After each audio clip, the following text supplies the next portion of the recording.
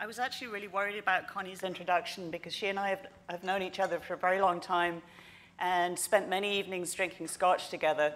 And I told her that some of the stories that we had shared really did need to stay private. So thank you for the introduction. I love the theme of this conference. I love the idea of the kind of, that we're on the edge of so much. And there's actually so much that's scary, but I think it also creates some absolutely fabulous opportunities as well. It's hard to stand here and be a keynote when we had two amazing presentations yesterday. And the one thing that I really regret is that I don't have a picture that can possibly top James T. Kirk in a ballet suit. On the other hand, when he showed the picture of the fork in the road, I thought, well, my presentation is about where the rubber hits the road, but then I'm not going to go there. Okay, what I can offer and what I hope to offer is, I'm down there in the trenches along with all of you guys. This is about the reality of life. This is about the school of hard knocks. This is about getting down and dirty, and so I'm looking forward to sharing some of my experiences with you. One of the things that Craig said yesterday is planners like to plan, and he sort of talked about this kind of hovering on the edge piece. And I don't know what your councils are like, but this particular councillor is a little bit crazier. And my message is, we just need to jump off the edge.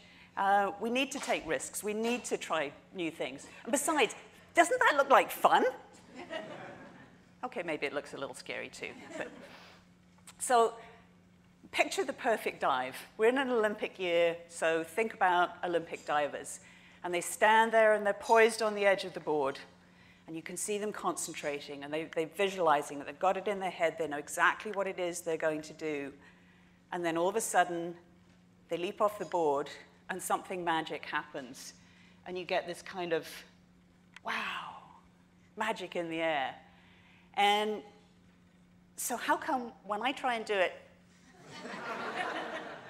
it looks more like this?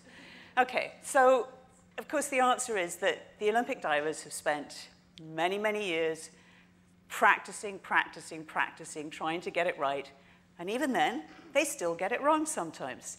So, of course, when we try and do it, you're doing something for the first time. It's hard, it's difficult. We're probably going to get it wrong. We have to learn to be not afraid of making mistakes. So, of course, the reasonable question is, well, why should we jump off the edge in the first place? Sometimes, perhaps, it's less scary than standing hovering in the edge. Sometimes just doing something, at least you feel like you're trying to do something. There were lots of favorite quotes up there yesterday. This is one of mine. And I think it's, we have to think and act differently, and that's the challenge. We have to do something different. As we've heard already throughout this conference, there are lots of things that are kind of driving us off that edge. There are the wolves at our heels. Whether it's climate change, whether it's economic downturn, demographic and social change, rising energy prices, ecosystem degradation, they're all things that are kind of pushing us and saying, we need to do something different here, guys. We can't just hang on to the edge. We've got to jump. But maybe there's some really good reasons to jump off the edge as well. Things that are actually kind of beckoning us and saying, hey, there's an opportunity here. We could do something differently. There's some real upsides to all of this. So let's not be so afraid of jumping off the edge. Maybe there's some good things out there in front of us already, and I'll touch on some of these kind of as we go through. So, Colwood. How many of you know where Colwood is? That's encouraging. For anybody who doesn't know, southern end of Vancouver Island, part of Greater Victoria. How many of you have been to Colwood? You guys are impressive. So, okay, so you've been to Colwood. You know we're kind of, pretty ordinary little community down on southern Vancouver Island. And I was doing a presentation the other day, and somebody who, lives in the fairly near neighborhood sort of said, well, I'm kind of embarrassed to ask this, but, why Colwood? I mean, you guys are not exactly known as the kind of, the leading edge of green and everything else. And, you're just a regular little community. And so part of my answer was, well, that's part of why, if we can do it, everybody else can do it. But of course, having said that, I wouldn't be a good politician unless I was saying, but my community is incredibly special, just like all of your communities are incredibly special. So here's some of the things that I think makes us special.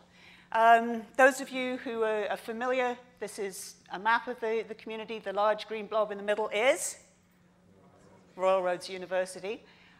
We have Esquimalt Lagoon, migratory bird sanctuary, internationally significant part of the Pacific Flyway. We have 2 National Historic Sites here at Fort Rod Hill and Fiskard Lighthouse. We manage 2 nationally endangered ecosystems, coastal Douglas fir forest and Garry Oak ecosystems. We're a coastal community. We're a community of about 16,000 people. We tend to be younger on average than the rest of Greater Victoria. And we're very much a growing community. Of course, we have one other important asset that makes us very famous. How many of you are X-Men fans?